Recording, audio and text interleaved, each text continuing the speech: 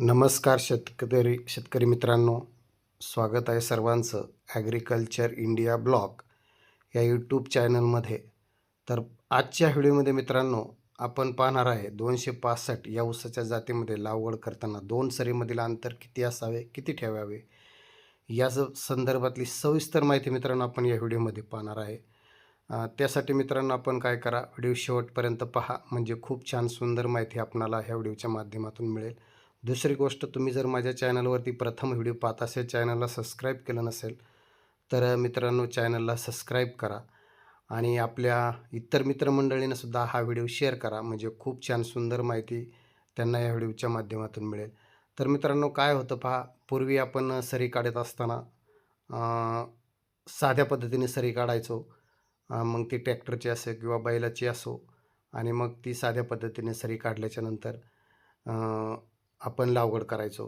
तर त्यावेळेस काय व्हायचं मित्रांनो, खूप लागवड दाट व्हायची आणि दाट लागवड झाल्यामुळे आपल्याला जे टनेज आहे, जे उत्पादन आहे ते कमी मिळायचं. तर मित्रांनो आता अलीकडच्या काळामध्ये खूप आधुनिक पद्धतीने लोक शेती करतात आणि आधुनिक पद्धतीने जर मित्रांनो शेती जर केली तर जो आपला खर्च आहे त्या खर्चावरती आपल्याला नियंत्रण ठेवता येते. त्याच्यामुळे आधुनिक पद्धतीनं शेती करणं खूप फायद्याचं झालेलं आहे. आता पारंपरिक पद्धतीनं जर आपण काय करायचो, पहिलं पारंपरिक पद्धतीने विरुद्ध आधुनिक रुंद सरी पाडायचो आणि मग त्याच्यामध्ये ते आपण करायचो हे ऊस लागवड करायचो अरुंद सरी काढून. तर आता ह्या सगळ्या गोष्टी मित्रांनो आपण या व्हिडिओच्या माध्यमातून पाहणार आहे. कशा पद्धतीनं सरी काढली पाहिजे, कशा पद्धतीने हे केलं पाहिजे. पूर्वीसारखं राहिलेलं नाही मित्रांनो. आता जर जास्त लांब रुंद सरी काढली तर आपल्याला ट्रॅक्टरनी बैलांनी त्याच्यामध्ये मशागत करता येते. तसं होत नव्हतं. आपल्याला ट्रॅक्टरनी बैलांनी मशागत करता येत नव्हतं. तर मित्रांनो बघा, 265 या ऊसाच्या जातीची लागवड करताना दोन सरीमधील अंतर प्रामुख्याने तुम्ही कोणत्या पद्धतीने लागवड करणार आहे यावरती मित्रांनो खूप अवलंबून असणार आहे आणि तुमच्याकडं उपलब्ध असलेली साधने यावर पण अवलंबून असणार आहे. म्हणजे कसं, तुम्ही ट्रॅक्टरने करणार आहे की त्याच्यामधली मशागत ट्रॅक्टरने करणार आहे की बैलाने करणार आहे याच्यावरती सुद्धा अवलंबून आहे.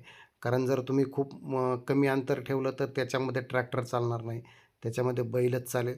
त्याच्यामुळे जर तुम्ही बैलाच्या साहाय्याने आणि छोट्या अवजाराच्या साहाय्याने जर आंतर मशागत ऊसामधली करणार असेल तर त्यासाठी मित्रांनो तुम्हाला अंतर साधारणपणे 4 फूट ठेवावं लागणार आहे.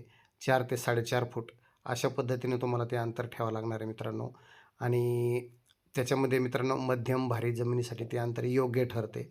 त्याच्यामध्ये 4-4.5 फुटाचं अंतर तुम्ही ठेवू शकता बैलाने जर मशागत करणार असेल. आणि ही 265 जात मित्रांनो मोठ्या प्रमाणात फुटवे काढणारी आहे आणि जोमाने वाढणारी आहे. त्यामुळे काय होतं, जातीसाठी रुंद सरी जर पद्धत अत्यंत फायदेशीर ठरते.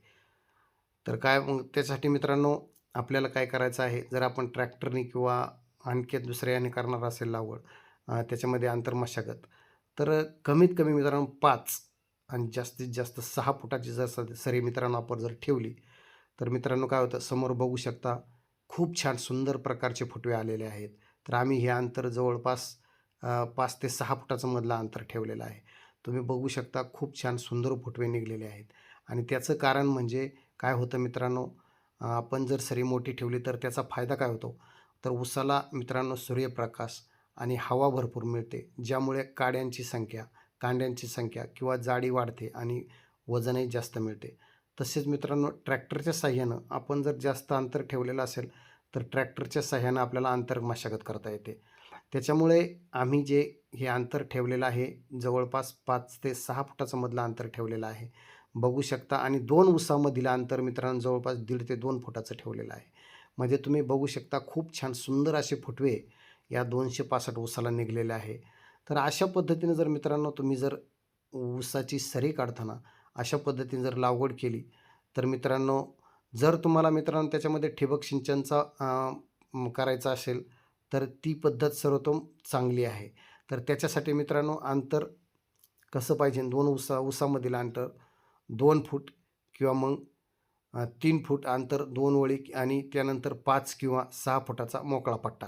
अशा पद्धतीने जर तुम्ही मधी त्याची ऊसाची जर लागवड केली तर त्याच्यामुळे तुमचा जी पाण्याची बचत आहे त्याच्यामध्ये वेस्टेज पाणी वायाला जाणार नाही.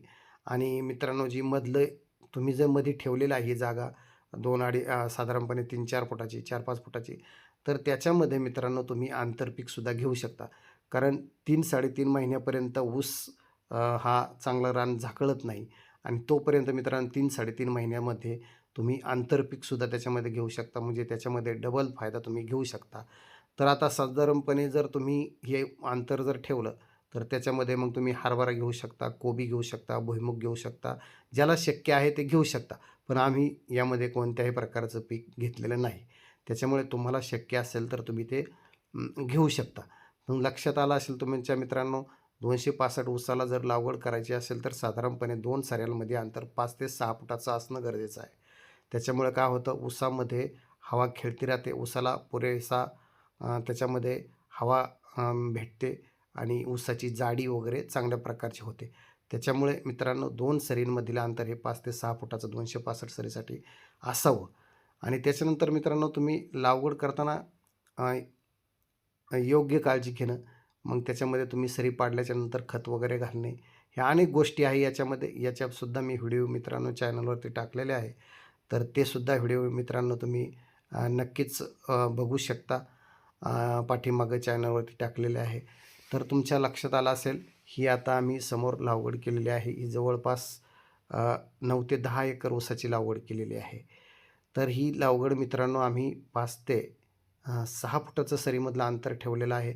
तुम्ही बघू शकता खूप चांगल्या प्रकारचं याच्यामध्ये फुटवे निघलेले आहेत आणि फुटव्यांची संख्या पण भरपूर आहे.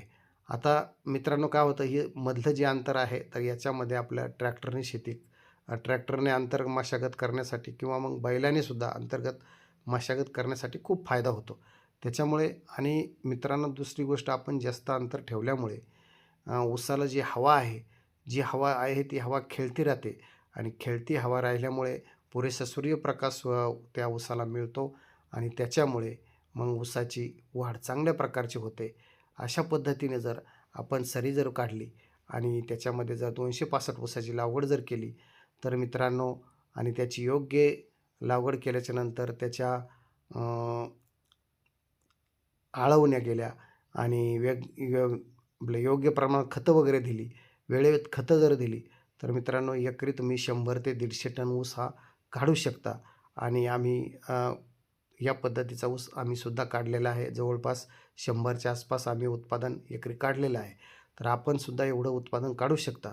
तर त्याच्यामध्ये मित्रांनो काही महत्त्वाच्या टिप्स मी सांगत आहे. कारण ऊस लागवड केल्याच्यानंतर उगवून आल्याच्यानंतर पहिली आळवणी करणे, दुसरी आळवणी करणे, तिसरी आळवणी करणे हे सुद्धा खूप महत्त्वाचं आहे. म्हणजे ड्रिचिंग करणे थोडक्यात. त्या ऊसाला कीड वगैरे, बुरशी वगैरे, जे कांडा आपण लावलेला आहे त्याला बुरशी वगैरे, कीड वगैरे लागू नये म्हणून अशा पद्धतीने जर आपण काळजी घेतली, तर मित्रांनो खूप त्याचा फायदा तुम्हाला त्याच्यामध्ये होऊ शकतो.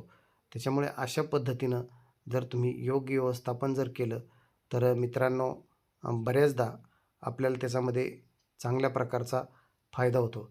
आता मित्रांनो काय होतं, बऱ्याचदा आपण खूप जवळ सरी पाडतो आणि ज्यामुळे काय होतं, ऊसाला हवा मिळत नाही आणि जाडी वाढत नाही. मग उपाय काय करायचा? तर त्याच्यामुळे सरी मोठी असणे खूप गरजेचं आहे. आता 265 ऊसाच्या जातीमध्ये मित्रांनो 5 ते 6 फुटाचं अंतर हे आदर्श मानलं जातं. यामुळे फुटवे भरपूर येतात आणि ट्रॅक्टरने मशागत करणं सोपं जातं. आता रुंद सरीमुळे काय होतं, ऊसाला भरपूर सूर्यप्रकाश मिळतो मित्रांनो, ज्यामुळे ऊसाची जाडी, कांडी लांब होतात, चांगली जाडी वाढते. त्याच्यामुळे अंतर जास्त सरीमध्ये ठेवणं खूप फायद्याचं आहे. आता तुम्ही किती अंतर ठेवत आहे, तुम्ही कशा पद्धतीनं ऊस लावत आहे, मित्रांनो कमेंट करून नक्की सांगायचं आहे. आणि माझ्या चॅनलवरती आपण जर नवीन व्हिडिओ पाहत असेल, तर मित्रांनो माझ्या चॅनलला सबस्क्राईब पण करायचं आहे. एवढीच विनंती मी ह्या व्हिडिओच्या माध्यमातून करतो.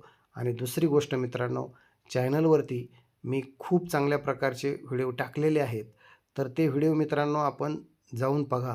त्याच्यामध्ये ऊसाला पहिला डोस कोणता द्यावा, दुसरा डोस कोणता द्यावा, आळवण्या करताना कोणती काळजी घ्यावी, कोणत्या प्रकारच्या आळवण्या करावा किंवा मित्रांनो जीवामृत खत कसे बनवायचे, या सर्व प्रकारचे व्हिडिओ मी मित्रांनो माझ्या चॅनलवरती टाकलेले आहेत. तर नक्की ते व्हिडिओ तुम्ही चॅनलला सबस्क्राईब केलं नसेल, तर मित्रांनो चॅनलला सबस्क्राईब करा आणि ते चॅनलवरती जाऊन ते व्हिडिओ बघा. आणि एवढीच गोष्ट नाही, तर तुमच्या मित्रमंडळींनासुद्धा ते व्हिडिओ दाखवा मग त्याच्यामध्ये तुम्ही शेअर करा, फेसबुक करा, करा, Instaला करा किंवा WhatsAppला करा किंवा अनेक माध्यमं आहेत त्याच्या माध्यमातून तुम्ही तो व्हिडिओ शेअर करू शकता. तर माझा हा व्हिडिओ कसा वाटला नक्की कमेंट करून सांगा.